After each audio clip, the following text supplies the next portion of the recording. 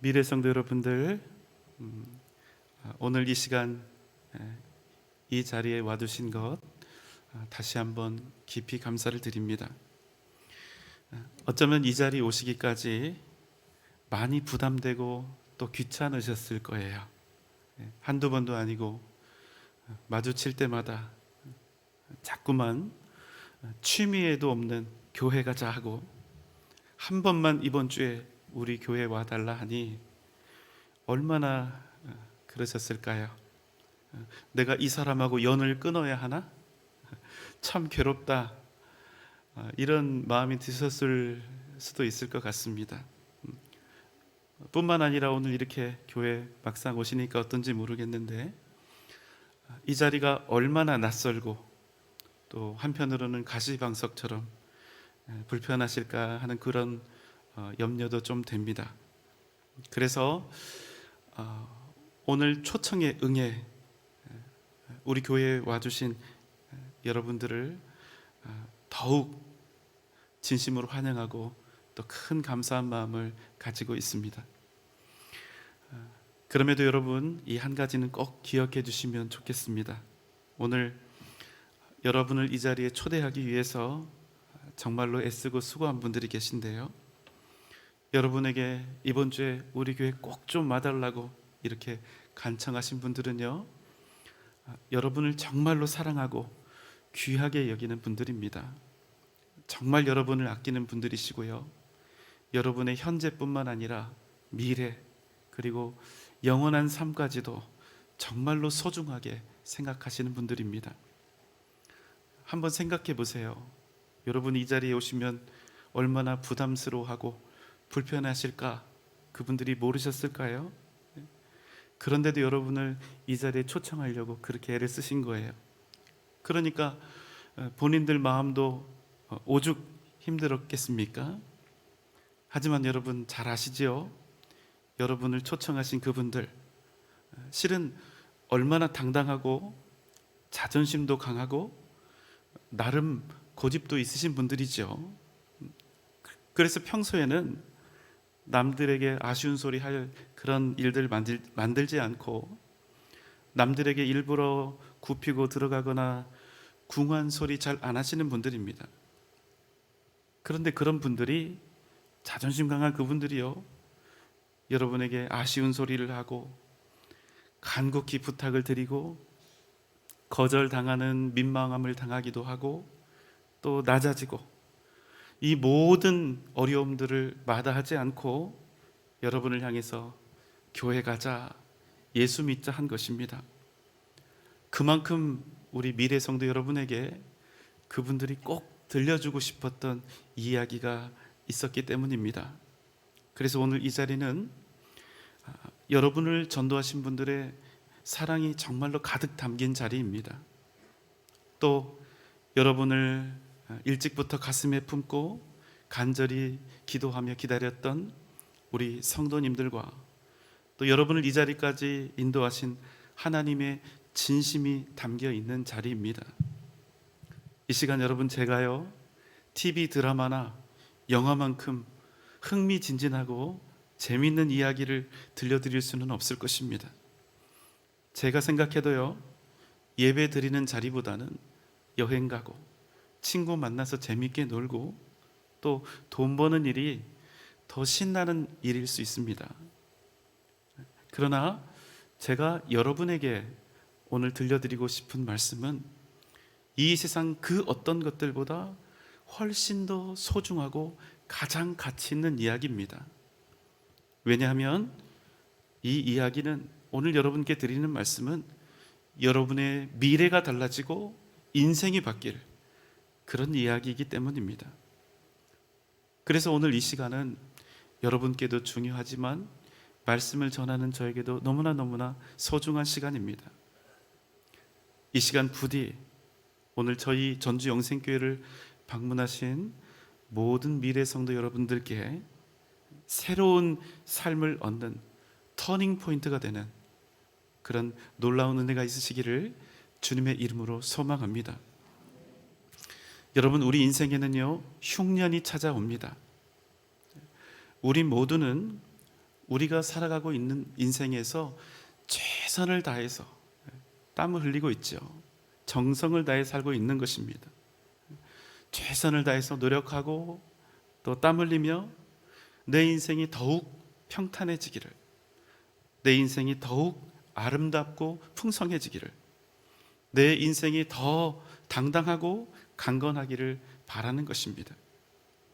하지만 우리가 열심히 그렇게 살았음에도 불구하고 우리 인생에는 반드시 흉년이 찾아옵니다. 무엇보다 먼저 우리 마음에 흉년이 찾아옵니다. 바른 인생, 따뜻하고 화목한 인생을 살기 위해서 참 나름 애를 많이 썼는데, 그럼에도 우리에게는 온갖 상처와 아픔, 억울함과 답답함, 슬픔들이 찾아오는 것입니다. 우리 마음에만 흉년이 찾아올까요? 아니요, 그렇지 않습니다. 우리의 몸과 우리가 살고 있는 삶의 현실에도 이런 흉년은 찾아옵니다. 경제적인 어려움, 또 직장과 사업의 위기, 가족을 비롯한 여러 사람들과의 관계 속에서 나타나는 문제들, 갑작스럽게 찾아온 몸의 이 육체 심각한 질병들, 이 모든 것들은 얼마든지 우리를 좌절시키고 넘어지게 하고 절망하게 하는 우리 인생의 흉년이 될 수 있습니다. 더욱 안타까운 것은요, 이러한 것들은 우리가 단지 노력하고 땀 흘리고 최선을 다한다고 해서 피해지는 것이 아니라는 사실입니다. 여러분, 우리 인생에 흉년이 찾아오면 어떻습니까? 너무나 힘겹고 고단한 그 생활이 날마다 계속 이어지는 것입니다. 견딜 수 없는 아픔과 슬픔과 외로움이 우리를 짓누르고, 날마다 그저 몇 마디 말로는 표현조차 할 수 없는 그런 위기와 스트레스와 압박이 우리를 순간마다 절망하게 하지요. 한마디로 우리는 감정적으로 정말 죽을 것 같은 그런 고통 속에서 살아가게 되는 것입니다. 살아있으나 지옥 같은 인생이지요. 오늘 우리가 함께 나눌 말씀은 우리의 이 소중한 인생을 지옥으로 몰고 가는 인생의 이 흉년으로부터 우리가 자유를 얻을 수 있는 그 이야기에 관한 것입니다. 우리는 인생의 흉년을 만난 한 사람을 오늘 말씀을 통해서 만나게 되는데요, 바로 야곱이라고 하는 사람입니다. 그에게는 특별한 출생 스토리가 있는데요, 창세기 25장 21절로 23절입니다. 이삭의 아내 리브가가 임신하였더니 그 아들들이 그의 태 속에서 서로 싸우는지라. 이에 모르니 여호와께서 그에게 이르시되 이 족속이 저 족속보다 강하겠고 큰 자가 어린 자를 섬기리라 하셨더라. 이삭의 아내가 임신을 했는데 쌍둥이를 임신한 겁니다. 그런데 이 두 아이가 엄마 뱃속에서 격렬하게 싸우는 겁니다.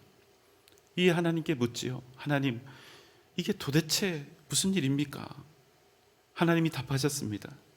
한 족속이 다른 족속보다 강하겠고 형이 아우를 섬기리라. 먼저 나온 형의 이름은요, 에서입니다. 에서라고 하는 이름의 뜻은 붉다, 털이 많다, 이런 뜻이고요. 동생으로 태어난 야곱은 발꿈치를 잡다, 속여 넘기다, 이런 의미를 가지고 있습니다. 그러니까 야곱의 이름을 보면요, 속여 넘기다라고 하는 그 의미가 있는데, 앞으로 야곱이 어떤 삶을 살게 될지 심히 걱정이 되는 대목입니다. 아니나 다를까 야곱이 결국 큰 사고를 칩니다. 배가 고파 돌아온 형을 속여서 팥죽 한 그릇을 쑤어주고 형의 장자권을 빼앗은 것입니다. 그리고 급기야 아버지가 나이가 들어서 눈이 어두워졌을 때 아버지마저도 속이고 형이 받아야 할 장자의 축복을 가로채 버립니다. 이름처럼 정말로 사기꾼 같은 그런 속이는 사람의 삶을 산 것이죠. 그래서 어떻게 되었을까요? 창세기 27장 41절입니다.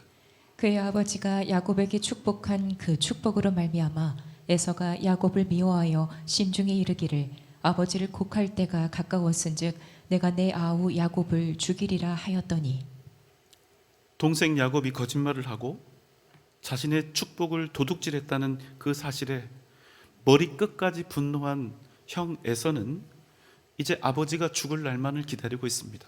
왜 아버지가 돌아가시길 기다립니까? 뭐 하려고요? 동생 야곱을 죽이기 위해서입니다. 이 때문에 어떻게 됩니까? 야곱이 형 에서를 피해서 도망을 칩니다. 그런데 여러분, 웃기지 않아요? 한번 잘 살아보겠다고, 조금이라도 더 많은 복을 받아보겠다고 형으로부터 장자권도 빼앗고 아버지의 축복도 가로챘지만 결국 그가 만난 인생은 어떤 인생입니까? 극심한 흉년을 만난 것입니다. 인생의 극심한 흉년이죠. 복받기는커녕 거부인 아버지로부터 땡전 한 입 받지 못하고 빈털터리가 되어서 쫓겨나게 됩니다. 그 자기 고향 브엘세바로부터 무려 850km나 떨어져 있는 멀고 먼 삼촌 집으로 도망을 쳐야 하는 그런 신세가 된 것입니다. 머리 쓰며 살다가 그 인생이 완전히 무너지게 된 것입니다. 부잣집 작은 아들로 아주 풍요롭게 살았는데 하루아침에 도망자 신세가 된 것이지요. 야곱의 마음이 어떠했을까요? 그는 내가 머리를 잘 굴리면, 그리고 힘을 다하면 자기 스스로 복을 만들 수 있다고 생각했습니다. 인간적으로 이 세상 사는 동안 최선을 다하고 노력하기만 하면 자기 자신이 복된 자가 될 수 있다고 그렇게 착각한 것입니다. 하지만 그 결과가 어떻게 되었습니까?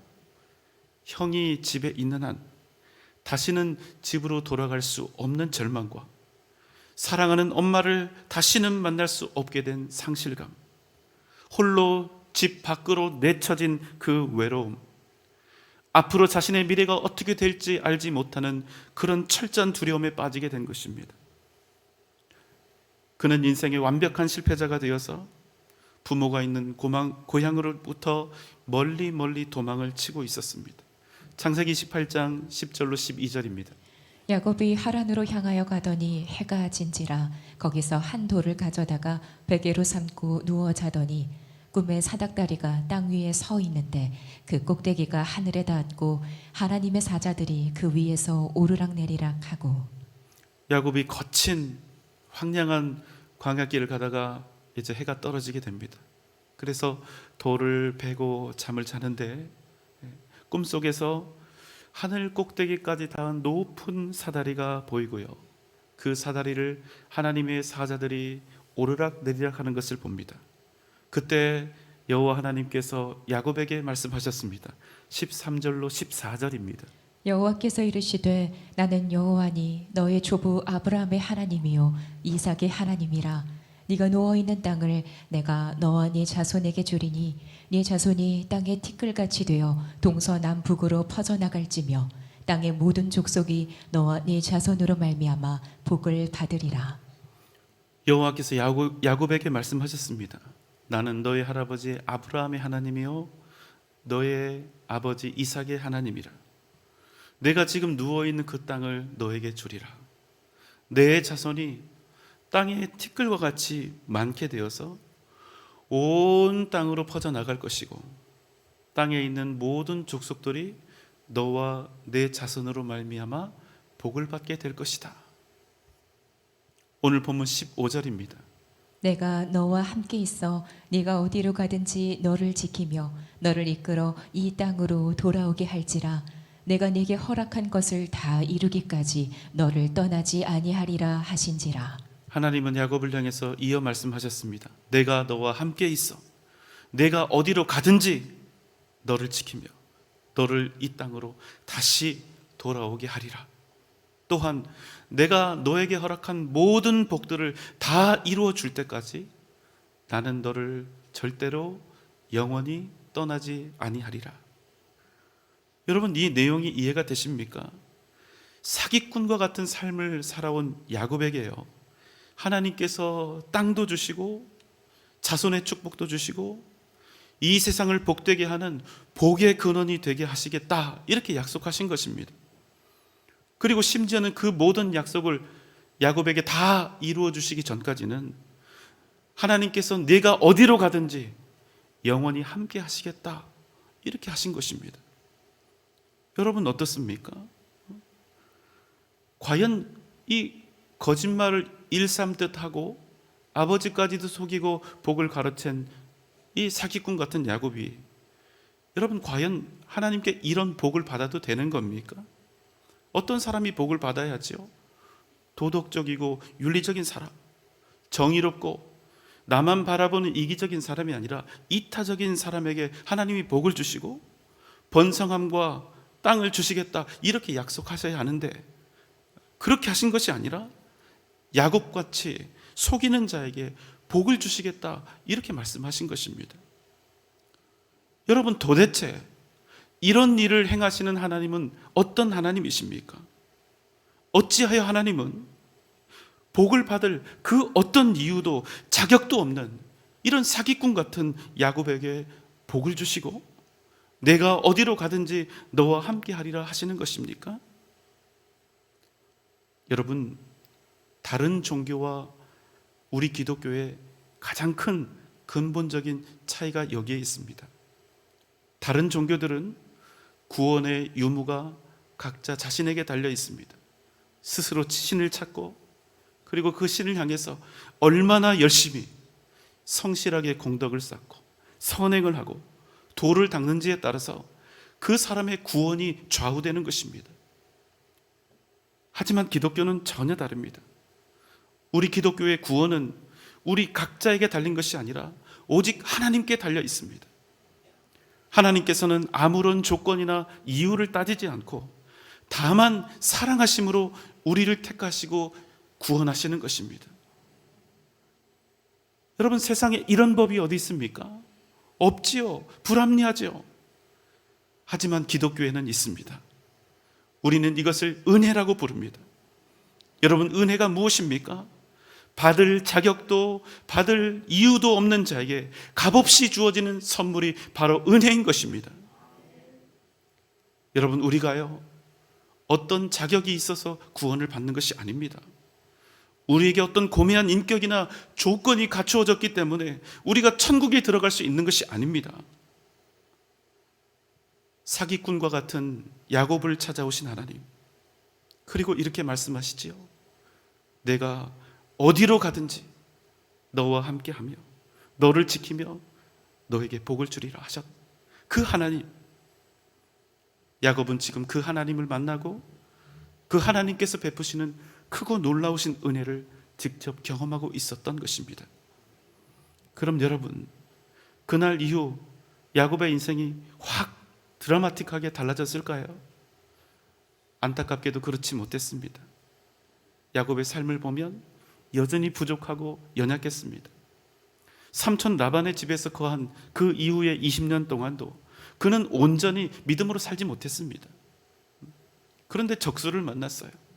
자신보다 더 사기꾼 같은 삼촌 밑에서 오히려 이번에는 자기가 사기를 당하고 그 삼촌으로부터 살아남기 위해서 또 속고 속이는 그런 인생을 변함없이 살았다는 것입니다. 여러분, 이 상황이 우리에게 뜻하는 바는 무엇입니까? 야곱이 하나님의 크신 은혜를 입었음에도 불구하고 여전히 복 받지 못할 그런 흉년 같은 인생을 살고 있었다는 것입니다. 하지만 여러분, 놀라운 사실이 무엇인 줄 아십니까? 그럼에도 불구하고 하나님께서 그를 떠나지 않으셨다는 그 사실입니다. 전능하신 여호와 하나님께서는 단 한순간도 야곱을 잊지 않으셨습니다. 왜요? 하나님께서는 야곱에게 그 어떠한 조건도 요구하지 않으시고 그럼에도 불구하고 내가 어디로 가든지 너와 함께 하겠다, 그렇게 약속하셨기 때문입니다. 여러분, 야곱이 완전히 다른 인생 된 그 이유는 무엇입니까? 그가 복받을 자격이 되고 구원받을 조건을 갖추었기 때문입니까? 그의 삶이 또 그의 인격이 정직하고 의롭고 선하게 변화되었기 때문입니까? 아니요, 그렇지 않습니다. 그럼 무엇입니까? 그것은 여러분, 야곱이 하나님의 은혜 가운데 있었기 때문입니다. 야곱, 그의 인생은 여전히 흉년이었지만 하나님의 은혜 때문에 그의 인생은 어떤 상황 속에서도 소망으로 넘쳐나게 되었던 것입니다. 사랑하는 여러분, 우리는 하나님의 그 놀라운 은혜를 십자가에서 만납니다. 그 은혜는 구원받을 그 어떤 조건도 자격도 없는 자들에게 주어지는 무한한 사랑이었습니다. 요한복음 3장 16절입니다. 하나님이 세상을 이처럼 사랑하사 독생자를 주셨으니 이는 그를 믿는 자마다 멸망하지 않고 영생을 얻게 하려 하심이라. 요한복음 3장 16절은 하나님께서 예수 그리스도를 우리에게 보내시고 십자가에 달려 죽게 하신 것은 그를 믿는 자마다 멸망하지 않고 영생을 얻게 하려 하심이라 말씀합니다. 사랑하는 미래 성도 여러분, 예수 그리스도를 여러분의 마음에 영접하시기 바랍니다. 그럼 이 시간 여러분에게 있는, 우리에게 있는 모든 죄와 허물이 사라지고 우리 가운데 놀라운 구원의 역사가 펼쳐지게 될 것입니다. 조건 없는 하나님의 은혜가 여러분에게 충만히 임하게 될 것입니다. 우리가 이 땅과 이별할 때 우리 세상 끝날 입성하게 될 찬란하고 영광스러운 천국뿐만이 아니라 여러분이 인생을 살아가는 모든 순간마다 여러분이 어디로 가든지 주님께서 여러분과 함께 하시고 여러분을 지켜 보호하시고 우리 인생에 찾아온 그 어떠한 흉년이라 할지라도 변하여 위대한 복이 되게 하실 것입니다. 로마서 8장 28절입니다. 우리가 알거니와 하나님을 사랑하는 자 곧 그의 뜻대로 부르심을 입은 자들에게는 모든 것이 합력하여 선을 이루느니라. 사랑하는 여러분, 주님이 여러분의 인생에 오시면 여러분이 어디로 가든지 여러분이 어떤 일을 만나든지 그 일이 풍년이든 흉년이든 그 모든 것들이, 그 모든 상황과 일들이 합력하여 반드시 선을 이루게 될 줄 믿습니다.